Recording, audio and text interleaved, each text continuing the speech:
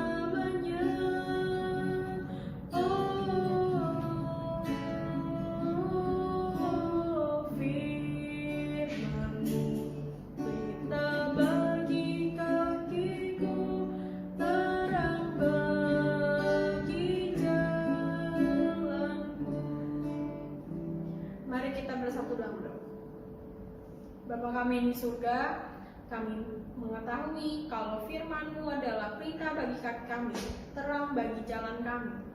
Oleh karena itu, kami datang pada hari ini untuk bisa belajar firman Tuhan yang dapat menuntun kami di dalam setiap langkah di dalam hidup kami. Tuhan tolong pimpin masing-masing dari kami yang akan mendengarkan. Hanya dalam nama Tuhan Yesus Kristus kami bersyukur, amin. Halo adik-adik. Selamat siang. Sudah siap mendengarkan firman Tuhan? Yuk, kalau udah siap, coba dong. Sikap mau berdoa bagaimana ya adik-adik? Coba lipat tangannya, tutup matanya. Ya, lipat tangan dan tutup mata untuk berdoa pada Tuhan. Tuhan Yesus, kami mau mendengar firman-Mu. Berkati Cici Koko yang membawakan firman Tuhan, dan berkati kami semua. Di dalam nama Tuhan Yesus kami berdoa. Amin. Nah, duduk diam ya yang manis ya. Nah, Cici Hela mau cerita. Ada raja yang baik seperti Daud, Salomo ya. Juga ada raja yang bad seperti siapa? Saul. Nah, ini ada raja yang very very bad. Dia itu raja yang jahat. Kenapa jahat? Siapa dia? Dia adalah Raja Ahab. Tuh lihat dia, mukanya aja udah menyeramkan ya, galak ya. Nah, dia Raja Ahab ini kenapa very bad? Karena dia membawa umat Israel menyembah apa? Menyembah berhala, menyembah Baal. Menyembah Baal berhala itu apa ya Cici? Menyembah patung-patung yang tidak hidup, disembah-sembah. Padahal Tuhan bilang apa? Harus menyembah tuh Allah yang hidup. Jangan menyembah siapapun selain Allah yang hidup. Lalu Tuhan memerintahkan Nabi Elia untuk apa? Untuk ngomong ke Raja Ahab. Tapi Raja Ahab nggak suka ditegur ya, nggak mau Elia ikut-ikutan. Lalu Elia pun pergi kemana? Ke gunung, ke sungai Kerit disuruh sama Tuhan. Dia di sana dikasih minum dengan air sungai Yordan, minumnya di sungai Yordan ya, ambil airnya. Terus makannya, Tuhan tetap memeliharanya. Dengan apa ya adik-adik? Dengan mengirimkan burung gagak ya, burung gagak yang nanti akan memberi raja siapa? Elia untuk makan. Bukan raja ya, tapi Nabi Elia untuk makan. Lalu setelah Nabi Elia beberapa lama di sungai Kerit, Tuhan juga memerintahkan dia untuk pergi lagi. Kemana ya adik-adik? Karena di sana sungai Yordannya airnya sudah kering. Kenapa? Tuhan menghukum mereka semua dengan apa? Karena yang gersang, jadi kehausan karena tidak turun hujan yang lama. Sampai sungai Yordan pun airnya mengering. Dan Tuhan tetap memelihara Nabi Elia. Dia disuruh pergi, nanti dia bertemu dengan seorang janda. Nah, dan janda ini mempunyai anak. Dan dia pun bukan janda yang kaya, tapi dia janda yang miskin. Dia cuma punya makanan hari itu doang. Tapi Nabi Elia tidak tahu keadaannya ya. Dia hanya obey sama Tuhan. Tetapi sampai di sana Nabi Elia bisa tahu keadaan janda ini ya. Dari mana dia tahu? Pada saat Nabi Elia sampai di sana, dia minta minum kepada janda itu. Berikan aku minum. Lalu janda itu memberikannya minum.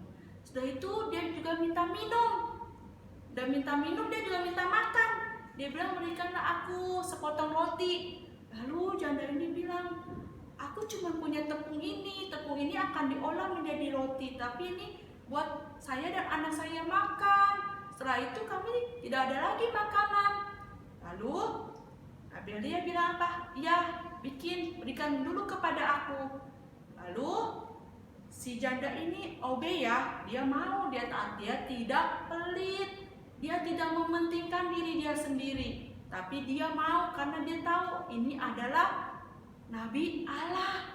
Dia mengerti. Lalu dia membuat roti itu dan dia memberikannya kepada Nabi Elia. Dan Nabi Elia bilang apa? Tuhan Allah akan memelihara keluargamu. Engkau tidak akan kelaparan dan tidak akan kekurangan. Lalu bagaimana taunya? Nah itu, tepungnya tidak habis, minyaknya tidak habis, dibikin terus, dibuli-bulinya itu tidak habis ya. Lalu janda ini pun senang ya bersama dengan anaknya ya. Dan dia dipelihara sama Tuhan sehingga mereka tidak lagi kelaparan dan mereka bersuka cita.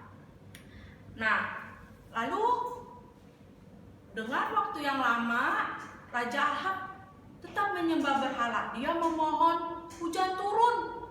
Hujan ayo dong turun. Dia memohon kepada siapa? Kepada Allah yang hidup? No. Dia memohon kepada Baal, kepada patung-patung yang tidak hidup. Lalu Nabi Elia mengambil lagi Raja Ahab. Dia bilang lagi kepada Raja Ahab, mau sampai kapan kamu menyembah Baal? Tidakkah kamu mau bertobat? Tidakkah kamu mau menyembah Allah yang hidup? Lalu Nabi Elia bilang, ya sudah kalau begitu, mari kita coba menyembelih ya kambing domba, taruh ya, siapa yang hidup, Allah kamu atau Allahku, kata Nabi Elia.